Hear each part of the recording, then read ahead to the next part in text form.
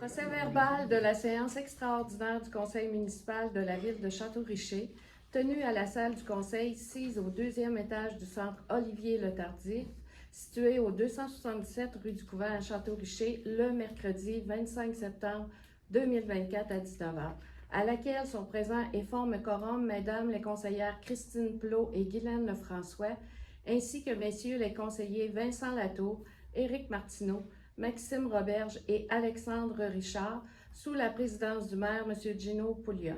Les avis de convocation ont été délivrés à tous et à chacun des membres du Conseil de la manière et dans le délai voulu par la loi. Sont également présents la directrice générale, Mme Magali Lavigne, et moi-même, Lucie Gagnon, greffière adjointe. Ouverture de la séance extraordinaire à 19h. Merci beaucoup. Donc, considérant que les articles 328 et 323 de la loi sur Cité-Ville stipulant que les membres du conseil doivent être convoqués 24 heures, au plus tard 24 heures avant le début de la séance, et que la greffière déclare avoir déclaré qu'un avis de convocation pour la présente séance a été signifié à chacun des membres, et que les membres présents à l'ouverture de la séance forment quorum. En conséquence, la séance extraordinaire du 25 septembre 2024 est déclarée régulièrement constituée et ouverte. Je vais passer au point 2 à l'adoption de l'ordre du jour. En considérant que les membres du conseil municipal ont pris connaissance de l'ordre du jour qui était contenu dans l'avis de convocation et qui le annonce de sa lecture, j'aurai besoin d'un proposeur ou une proposeuse. Je propose, M. le maire. Donc, Mme Guylaine François propose d'adopter l'ordre du jour de la séance extraordinaire du 25 septembre 2024, tel que déposé sur les qui sont d'accord. D'accord. Merci. Donc, c'est adopté à l'unanimité. Je vais souhaiter la bienvenue aux gens présents ici ce soir pour la séance extraordinaire. Et je vais inviter les gens aussi à poursuivre après la séance du conseil parce qu'il y a la consultation publique là, qui a lieu à 19h15. Donc, sans plus tarder, je vais passer maintenant au point 4, qui est l'autorisation d'achat de 2 camions Ford 150 Lightning et un Ford 350-2024. Donc, considérant l'adoption du règlement d'emprunt 622-24 en date du 5 juin 2024 pour le remplacement des véhicules et accessoires de roulant, considérant que la liste des véhicules et accessoires roulants avec estimation faisait partie de l'annexe A du dit règlement, considérant que le Ford 150 F-150 Lightning XLT remplace le GMC 1500 diesel dans la liste des véhicules et que le Ford 350 F-24 remplace le diesel Ram 3500. Considérant que les soumissions reçues, donc pour le Lightning, on a eu Lévis de Ford à 68 961,50 sous, Desjardins Auto Collection à 69 289 et l'Ange Gardien Ford à 69 286,50 pour ce qui est du 3500, du 350, je veux dire. Lévis Ford, c'est 72 257,50. Pour Desjardins, c'était 73 460 et l'Ange Gardien Ford, 73 477,50. Donc, en conséquence, je propose que le conseil municipal autorise l'achat des 2 camions qui ont été mentionnés chez le concessionnaire de l'Ange Gardien. Donc, au montant de 69 287,50 pour l'un, taxe à part, et d'un montant de 73 477,50, taxe en plus, pour le Ford 3500 24 tel que spécifié dans la soumission. Et de prendre une garantie prolongée de 5 ans ou 108 km au montant de 2860 taxes à part pour le Ford 150 Lightning et au montant de 3925 taxes en plus pour le Ford de 3500. Et d'autoriser la greffière la trésorière à approprier ses dépenses au même le fonds prévu au règlement d'emprunt qui porte le numéro 622-24. Donc, ceux et celles qui sont d'accord. D'accord. Merci. Donc, c'est adopté à l'unanimité. J'attire quand même votre attention sur le fait que nous avons pris l'Ange Gardien, même si c'est une différence un petit peu supérieure, parce qu'on voulait encourager les gens de la côte de Beaupré. Et de toute façon, pour le suivi de la mécanique, des choses comme ça, c'est plus près aussi, donc moins de temps de déplacement et c'est de la consommation aussi d'énergie en même temps. Pour ce qui est du point 5, donc qui est l'autorisation d'acceptation de l'ordre de changement des travaux pour la rue du Couvent. Donc, considérant que le mur de la rue du Couvent avait été pris en considération pour le volet conservation et protection sans autre intervention requise. Donc, lors de l'évaluation, ce qu'on voyait du mur, ce qui avait été inspecté, ne demandait pas d'intervention. considérant que sur le chantier, les ingénieurs ont constaté que l'état du muret exigeait un remplacement des blocs de béton actuellement en place pour des raisons de sécurité. Donc, on a eu à creuser, puis il y a eu un petit peu de déplacement au niveau des blocs. On s'est rendu compte que les blocs avaient atteint aussi leur vie, leur durée de vie. Donc, à ce moment-là, il y avait lieu de revoir le muret au complet. Considérant que deux options ont été soumises, soit le remplacement des blocs de béton ou le prolongement du ponceau. Considérant que la seconde proposition, celle de prolonger le ponceau, s'avère plus probante en regard de la pérennité et de l'entretien à prévoir, et que les coûts, la différence de coût est minime, soit d'un montant de 3 000 $. Donc, considérant que cet extra est absorbé par les frais de contingence prévus au règlement 621-24, décrétant une dépense n'excédant pas 1 855 000 et un emprunt du même montant pour réaliser les travaux de réfection des infrastructures existantes, égouts, aqueducs, pluviaux dans la rue du Couvent. Puis ça, dans le cadre du programme de la taxe sur l'essence et de contribution du Québec, qui est la TEC. Donc, quand on a fait lorsqu'on a fait le budget, on avait une subvention. Il fallait quand même mettre des frais de contingence qui étaient je pense, de 10 ou de 15% du montant qui était de la soumission. Et le remplacement du ponceau rentre en réalité dans les frais de contingence, donc il n'y a pas de frais additionnels aux travaux qui sont en cours présentement.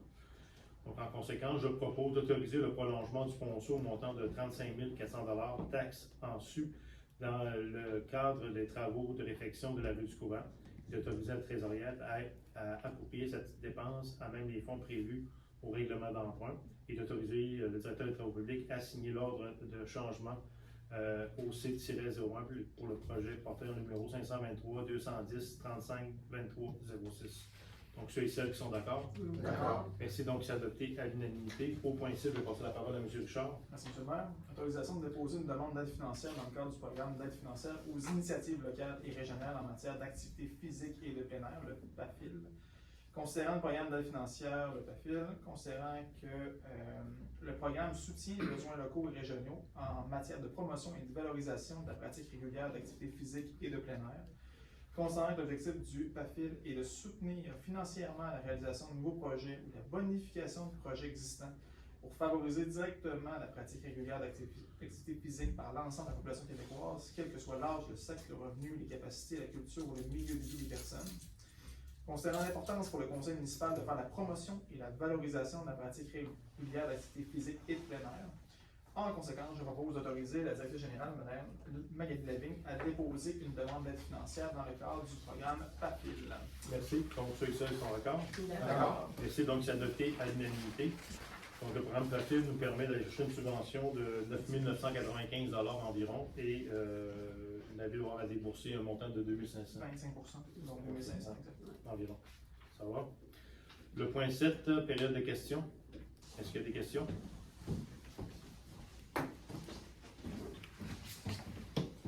Bonjour, mon nom est Samuel Robert, citoyen de Château-Richer. Ma première question, c'est, je voulais vous féliciter de passer à des moyens de transport électrique. Par contre, il y a des frais afférents que vous n'avez pas comptés, comme la borne de recharge, où est-ce qu'elle va être, combien ça coûte? La borne de recharge, on y a pensé. C'est déjà planifié, c'est prévu. Donc, il y avait des budgets qui étaient alloués pour ça. Donc, ça va être quand même le budget. Puis, c'est 2 500 $ pour le branchement. Puis, ça va être au garage municipal, si je ne me trompe pas, au moment où on se parle. Puis, le directeur des travaux publics qui va l'installer parce qu'il y a l'expertise, il y a les qualifications pour le faire. Merci. Mon autre question, c'est, moi, j'entends plein de choses par rapport aux travaux qui se passent sur la rue du Couvent. Je pense que c'est le nom de la rue. Les travaux ont été arrêtés, plein d'affaires. Donc, j'aimerais savoir une mise au point de ce qui se passe en ce moment avec les travaux de la rue du Couvent. Puis le mur, est-ce que vous parlez bien du mur qui est en train de, lui derrière la caisse, que ça fait des années qu'il y a des morceaux qui tombent? Puis une autre affaire aussi, vous avez constaté que le béton il était en fin de vie. On sait tous que tous les matériaux ont une vie durable. Vous le saviez déjà, quand est-ce que les travaux avaient été faits avant? Comment ça n'a pas été prévu d'avance, ces choses-là? Bon, pour le muret qu'on parle, c'est le muret quand on monte la côte du Couvent, là, près du centre de funéraires. C'est cette côte-là, puis il y avait un muret qui était là. C'est ce muret-là qu'on parle. Donc, c'est un muret avec quelques blocs de béton qui montaient. Présentement, quand on a fait l'inspection, ils ont fait le tour, ils l'ont regardé et le muret était pas couvert de végétation. Fait qu'ils ont quand même regardé, puis l'aspect était correct. Sauf que quand on a creusé, on est allé à la base, puis là, on a vu que les blocs étaient en train de s'effriter en réalité. Puis en creusant, ça s'est déplacé aussi en même temps. Là, puis là, il fallait refaire le muret. Est-ce qu'il aurait été capable de tenir encore les blocs encore 5 ans, 10 ans? Peut-être que oui. Sauf que fallait faire les travaux pareils. Ça coûtait comme 3500 $ de moins que de mettre un ponceau. Fait qu'on est allé avec l'option de mettre un ponceau pour s'assurer qu'il y a une pérennité. Puis il n'y aura plus de muret là, donc il y aura de glissement il n'y aura plus de muret qui va glisser. Puis l'autre mur que vous parlez, c'est le mur. Puis pour ce qui est des travaux sur la rue du Couvent, ça suit son cours. Puis on a fait la signalisation qu'il y avait à faire en conséquence. Le directeur des travaux publics est constamment là, sur le terrain, il va vérifier l'évolution. Puis on affiche l'information aux gens pour la circulation. Donc il n'y a pas eu de difficulté au niveau des travaux, au niveau des suivis. Je n'ai pas entendu parler d'autre chose par rapport à ça. Puis l'autre mur que vous parlez, sur le mur de l'église, le soutènement de l'église qui est en lien avec les travaux là, qui ne sont pas à l'ordre du jour, mais les travaux de la rue d'église. Okay, donc, les travaux actuels n'affectent pas ce mur-là. Le mur était déjà affecté de base au départ. C'est pas dans le même secteur. OK, merci beaucoup.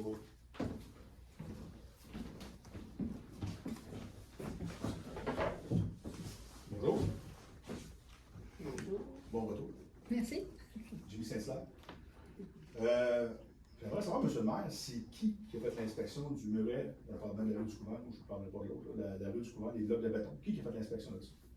Qui a fait l'inspection? FQM. C'est la FQM, hein, c'est ça. C'est, la FQM sont venus quand on fait des plans d'ingénierie, ils ont évalué tout ça, ils ont regardé. Donc, et le mur, ce qu'on voyait, ce qui était apparent, là, puis on ne pensait pas à se rendre aussi, sauf qu'on a eu à refaire le ponceau, le son sablé, sur la rue du Couvent.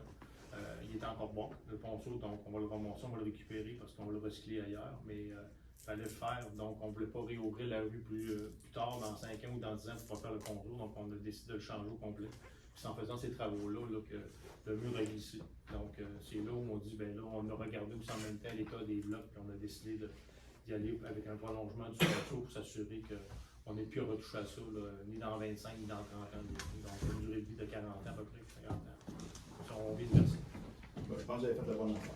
Oui. Honnêtement, c'est la bonne affaire. Est-ce que c'est la FQM aussi qui a l'autre mur? Je sais que c'est pas l'autre mur, c'est-tu les mêmes films qui ont. Non, l'autre mur, on en a parlé d'une séance précédente, c'est pas l'autre jour, Ouais, mais c'est c'était ça. la compagnie, c'était en Anglo. On ne parlera pas de ça, c'est pas l'autre jour, mais c'est pas la même affaire. Pouvez-vous me dire, M. le maire, la différence de prix entre un F-150 Lightning, qui est full électrique, et un F-150, mettons avec un petit moteur EcoBoost?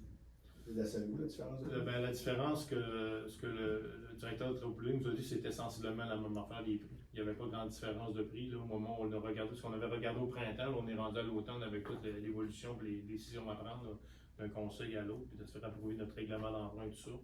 Donc là, les prix ont évolué, ça a changé, mais au moment où on se parle, c'était sensiblement la même chose, donc on est allé vers une voiture électrique.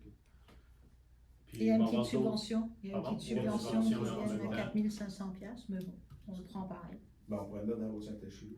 Ça se trouve ou sur les trottoirs, comme vous avez dit. Je vous dis trottoir, n'importe où, mais à quelque part, ça va être utile. Mais je viens de vous dire, vous avez fait un très bon choix en upgradant, je vais dire, pour un Ford au lieu d'un Dodge. Je pense que c'était un très très bon choix. C'est une question de choix. Si vous étiez mécanicien, vous diriez non, c'est pas une question de choix. Merci. Claude Sylvain, conseiller qui est Gagnon.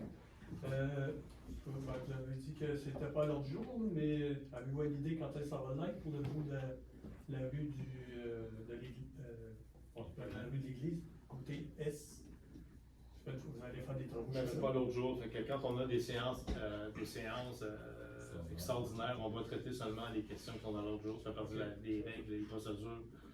Okay. Il y a une séance dans 2 semaines ordinaire, vous pourrez venir poser toutes les questions que vous voulez. Les séances ordinaires, vous pouvez poser toutes les questions, on va vous répondre à ce moment-là. Puis l'enchaîne du facile, ça va servir à quoi? Pardon? Vous avez parlé du facile, là, vous allez chercher des subventions. Le PAFIL, Ouais, le ouais, PAFIL. Alexandre. Si je peux y répondre, là, dans le fond, ce 12 500 là, dans le fond, c'est 10 000, presque 10 000 en fait, les dépoussiers, 9 995. Et le 25% qu'on doit mettre, là, qui est 2 500, un 12 500, va nous permettre, dans le fond, de répondre à certaines demandes là, des moniteurs, des gens qui étaient sur place. Et aussi, on avait les paniers de basket qui avaient été demandés. Il y a beaucoup de petits éléments qu'on pourra aller chercher là-dessus là, pour le centre des loisirs, pour les moniteurs, pour le terrain de jeu. Ça va être réparti sur Exactement. plein d'activités. Oui. OK, merci. Merci. Donc, s'il n'y a pas d'autres questions, nous allons procéder à la levée de la séance. Donc, considérant que tous les sujets de l'ordre ont été discutés, l'autre jour ils ont été discutés, je vais donner un proposeur ou une proposeuse. Donc, Mme Christine Cloux propose que la séance soit levée, tous les 5 sont d'accord. D'accord. Merci, donc c'est adopté à l'unanimité. Merci beaucoup d'avoir été présent pour nous.